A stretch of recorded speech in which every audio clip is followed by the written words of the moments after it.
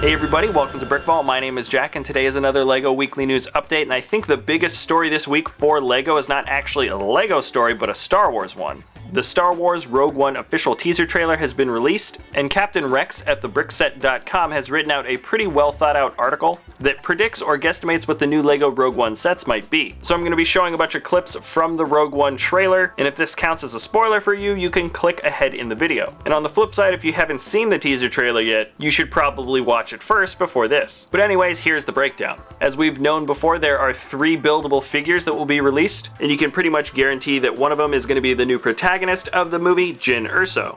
We also see what I believe are Shadow Troopers, and this would be a pretty likely buildable figure as well. Both of these characters seem pretty likely candidates for buildable figures. And the last guy, at least according to the Captain Rex article, could possibly be this one. His identity is still unknown, but he could possibly be Wolf Yularen from the conference room scene in episode 4. He does seem like a likely choice, but I kind of hope that it's Forrest Whitaker's character. I have a feeling he's going to be playing a pretty big role, and he looks like he'd be a good buildable fig. Moving on to the predictions for the actual sets, there's already some information on what the prices of these sets are going to be, so it's easier first to rule out the sets that we know aren't going to be in the first wave. Number 1 are the new AT-ATs, or I should say the old AT-ATs. The price for this set would probably be higher than any of the sets that we have listed already, and this of course would go for a Star Destroyer and the Death Star.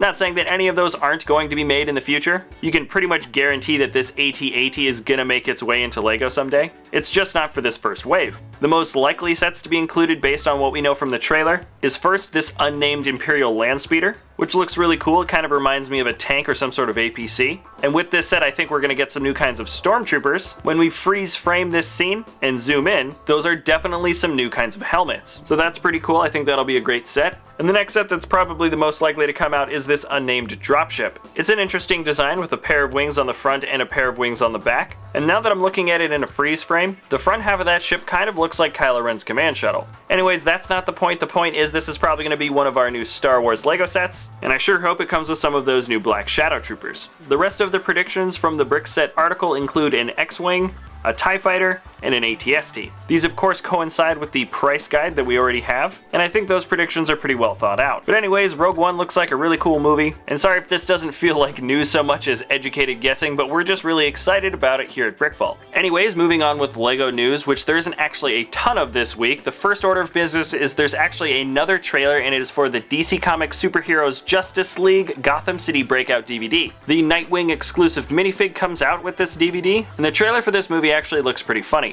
I chuckled more watching this trailer than I did for the new Ghostbusters movie. Also, a LEGO Friends DVD has been announced. It's not actually a movie, it's just 3 episodes for a show on the Disney Channel. The LEGO Marvel Avengers video game has a character pack for Ant-Man that has just been released, and that also comes with a trailer. There's an announcement for a Nexo Knights book, and it's supposed to come with an exclusive minifig, but we don't know what that is yet. And lastly, there is an update for the LEGO Disney minifigures. Pictures for the box have been released. It is a nice bright blue. And we also know the number distribution for the different characters to be released in the boxes. And the only thing to note from this is that there are 3 or 4 of each, which means there aren't going to be any characters that are particularly more rare than others. And if you're excited about getting these figs, there is a promotional offer for pre-ordering these minifigs from the website Minifigure Madness, and I believe you get a discount and free shipping if you use the Brickset's promo code and order straight from there. So if you're dead set on getting all of these minifigs, this offer will probably help you save a little bit of time and money. Now let's move on to LEGO Ideas. If you don't know what LEGO Ideas is, it's the website in which you can submit your own LEGO creation in hopes to having it become an official LEGO set.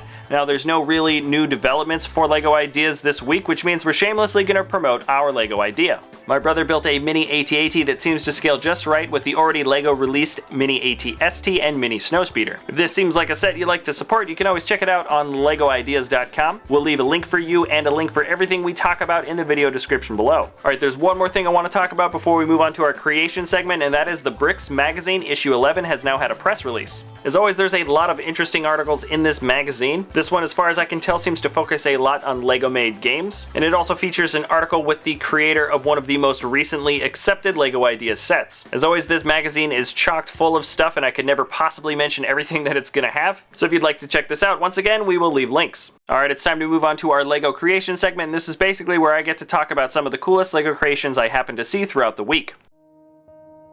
This first one here is called the E41 Skye Clipper, and it's a very interesting reimagination of an old style propeller plane. It's got a great color combo and a very interesting and distinct style to it, and this really reminds me of a plane you might see in a Miyazaki movie.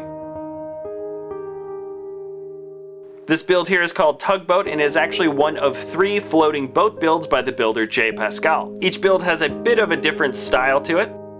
This one here called Aldo also has a pretty recognizable boat shape and seems to be a bit more colorful. And this last one here is my favorite, called Ramona. And this one I think is the most creative looking, but certainly the most colorful. In this build especially, you can kind of imagine how they might have taken an old boat and outfitted with some nice futuristic floating technology, plus adding a bunch of flair. Here are the 3 builds all together, and if you was to do a 4th, I wouldn't mind seeing the junk from the 5th element. Here is a speeder bike build called My Ride from Kosbrick. It's a great looking little speeder, and I really like how the builder included us in his picture process. He went through a series of different photos to achieve the proper effect, and I particularly like the final result here.